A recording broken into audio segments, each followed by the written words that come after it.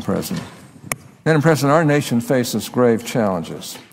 We're looking at our fourth straight trillion-dollar deficit. Our credit rating has been downgraded. Public spending is out of control. The nation demands leadership. At some moments in our nation's history, at moments of crises, leaders have emerged, put partisanship aside, and worked to solve our greatest challenges. Though our current president has compared himself to both Franklin Roosevelt and Abraham Lincoln, his leadership is falling well short of their examples. Instead of taking the reins and making tough choices when presented with our current fiscal crisis, he has decided to put politics first. He always puts politics first. Just this morning at the National Prayer Breakfast, the president took what has always been a nonpartisan opportunity for national unity and used it to promote his political agenda. He suggested to the attendees that Jesus would have supported his latest tax-the-rich schemes. With due respect to the president, he ought to stick to public policy. I think most Americans would agree that the Gospels are concerned with weightier matters than effective tax rates.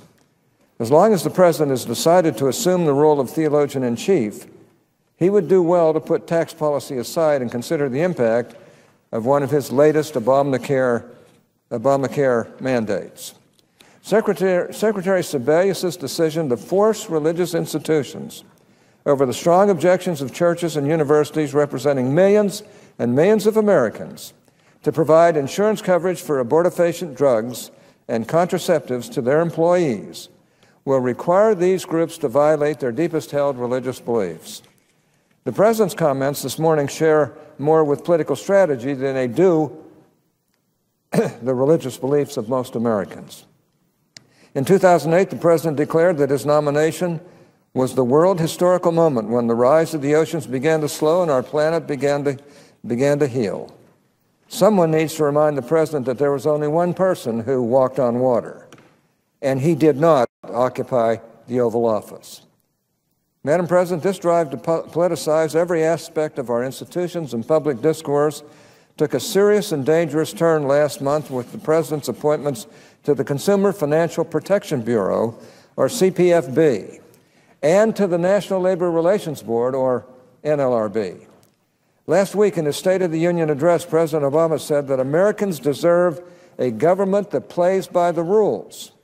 Yet his appointments of January 4th, just one day into a three-day Senate recess, failed to meet his own standard. Those unlawful appointments are the latest example of how he is willing even to undermine the Constitution and weaken our government institutions to get what he wants. They are a deeply cynical political ploy that puts his own ideological wants and electoral needs above our Constitution and rule of law. The Constitution, not the president's political agenda or re-election strategy, sets the rules we must live by and play by. In the regular order of the appointment process, the president nominates, but the Senate must consent for him to appoint. The president may not get his way every time, but this is one of many checks and balances in our system to make sure that one part of the government does not gather too much power. The Constitution also allows the president temporarily to fill, quote, vacancies that may happen during the recess of the Senate, unquote. Because these so-called recess appointments do not require Senate consent, however, they are supposed to be an exception to the confirmation rule.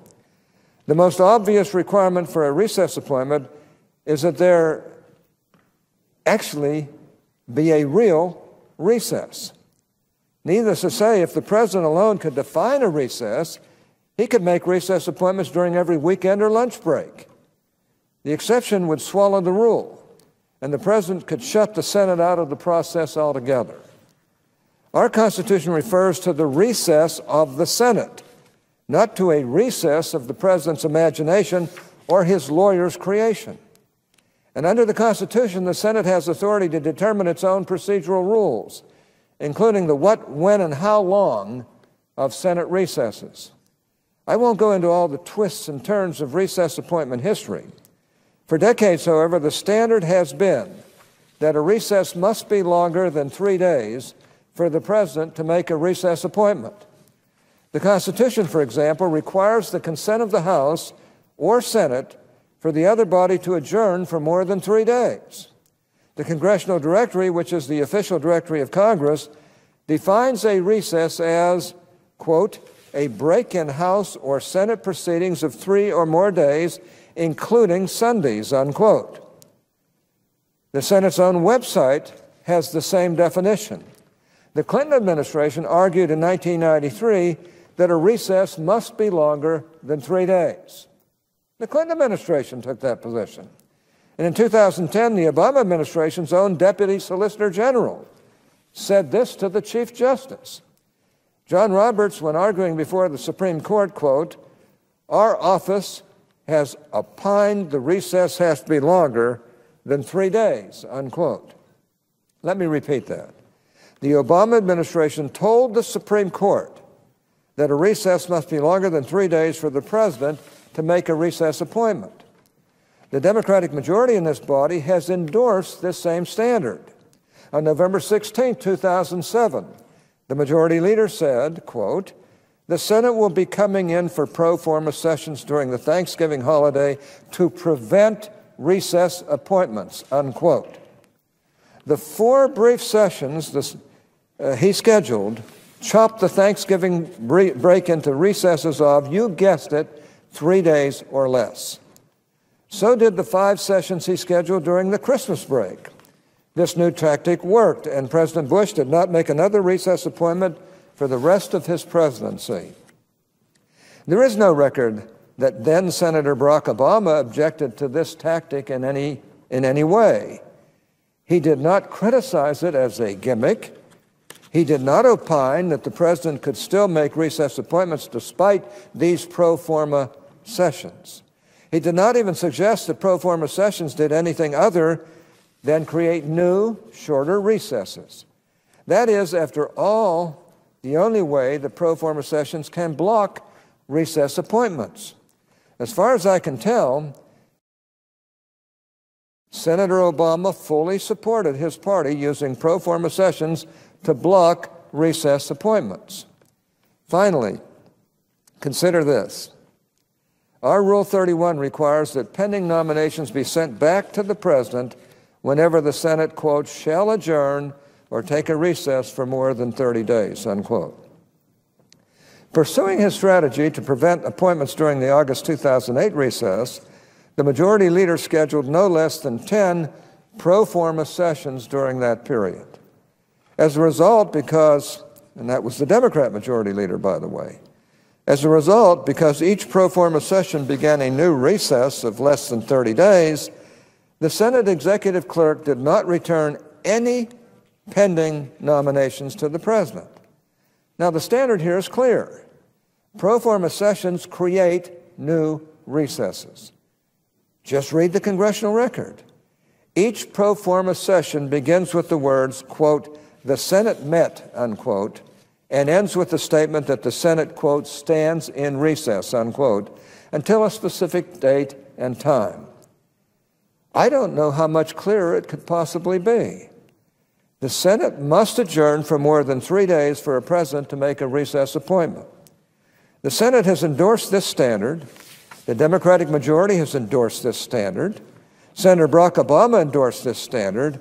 And President Barack Obama's administration has endorsed this standard. A new recess begins when a Senate session, even a pro forma session, ends. But that was then. This is now. The Senate met on January 3, 2012, as the Constitution requires, to convene the second session of the 112th Congress. The congressional record states that the Senate adjourned at 12:02 until January 6th at 11 a.m. Now, I know that we see some fuzzy math here in Washington from time to time, but this is pretty simple. That was a 3-day recess, which was not long enough to allow a recess appointment.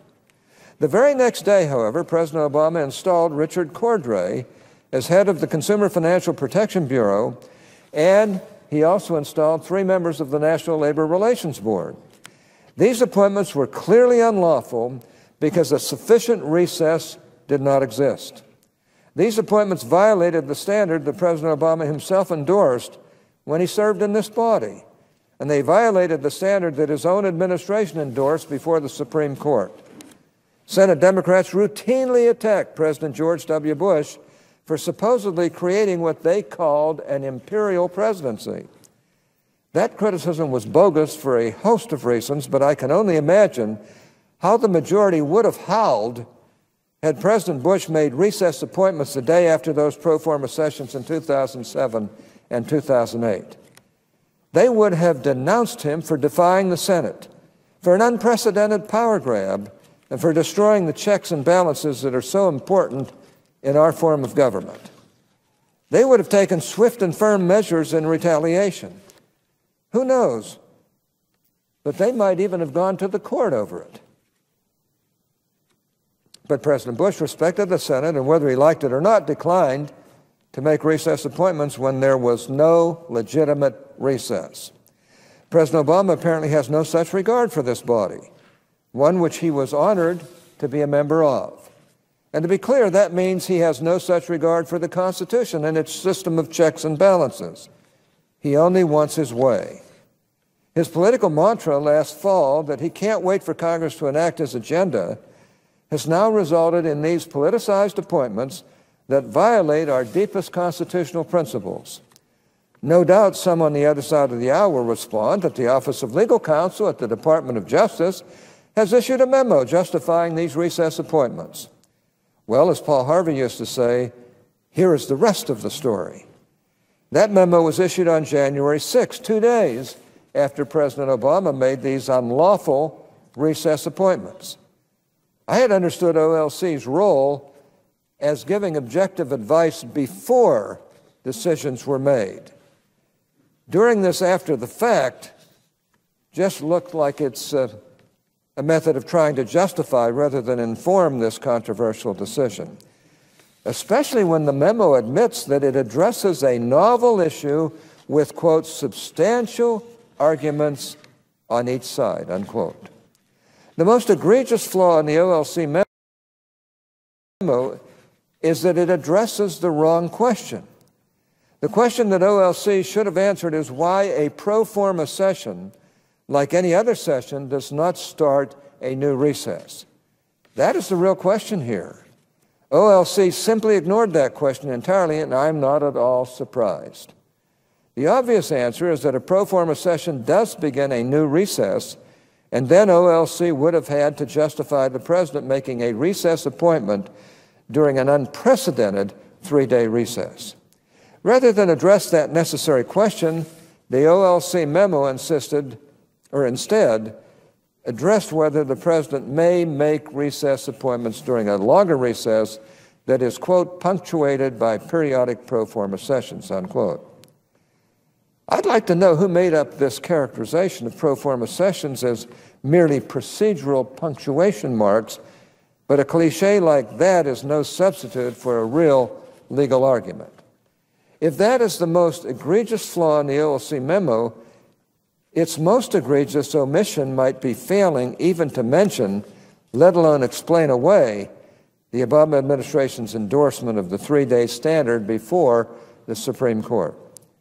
In 1996, the Clinton Office of Legal Counsel advised that making appointments during a 10-day recess would, quote, pose significant litigation risks, unquote. In this new memo, the Obama OLC admits that these appointments during only a 3-day recess, quote, create some litigation risks, unquote. They admit that. The memo, of course, does not attempt to explain how appointments during an even shorter recess somehow pose less litigation risk. Either way, litigation may just be where this controversy is headed, and I certainly hope so. Just like our Democratic colleagues accused President Bush of creating an imperial presidency, they accused his administration's Office of Legal Counsel of helping him to do it. They attacked OLC for being his advocate rather than an objective, neutral advisor. Well, nothing OLC did for President Bush looked anything like what we see today. This memo reads like a brief by the president's personal lawyer. Now, we all know that Justice Department lawyers are not the President's personal lawyers. Now, Madam President, when President Obama decided to make these appointments, the person who should have been the most outraged was the Senate Majority Leader. After all, as the highest-ranking officer in the chamber, he should have been particularly defensive of the rights and prerogatives of the Senate and should have opposed any effort on the part of the executive to undermine the Senate's role in the confirmation process. Unfortunately, that is not what happened. Since the time the appointments were made, the Senate Majority Leader has, on multiple occasions, publicly endorsed the President's decision to ignore precedent and bypass the Senate. He did so on television in mid-January, and again just this week here on this floor. The Majority Leader's decision to support and indeed applaud the President in this case is troubling, given that, as I mentioned a few minutes ago, it was under his leadership that the Senate began to use pro forma sessions for the specific purpose of preventing President Bush from making recess appointments. The Majority Leader has acknowledged this to some extent, but his explanation as to why he's taking these apparently contradictory positions is unclear and somewhat hard to follow. Madam President, we need a better explanation from the Majority Leader because from the vantage point of many here in the chamber, it appears that his position on the efficacy of pro forma sessions and the constitutionality of recess appointments varies depending upon who is occupying the White House. No leader in this body should ignore this question. And frankly, our leaders should be standing up for the Senate against the White House on this matter. Well, I hope that's not. I hope that it isn't true that the constitutionality of recess appointments varies depending on who is occupying the White House. I hope that I have simply misinterpreted what appear to be plain statements, both past and present, on the part of the Majority Leader. That is why I, along with 33 of my colleagues, have submitted a letter to the Majority Leader asking him to clarify his position on these appointments. Specifically, the letter asks him to state whether he believes the pro forma sessions have any impact on the President's recess appointment power. It also asks him to clarify whether he believes that President Bush had the constitutional authority to make recess appointments like the ones recently made by President Obama, and why, if he believes these recent appointments are constitutional. He instituted the practice of using pro forma sessions in the first place. Why did he do that? Finally, the letter asks the Majority Leader to state specifically whether he agrees with the President's legal argument that the Senate was unavailable to perform its advice and consent functions during the recent adjournment period. I have a copy of the letter here, Madam President, and I ask unanimous consent that that letter, signed by 33 senators, be entered into the record at this point. Without objection. These so-called recess appointments were unlawful because there was no legitimate recess in which they could be made. There are many disagreements about policy and political issues. That is to be expected.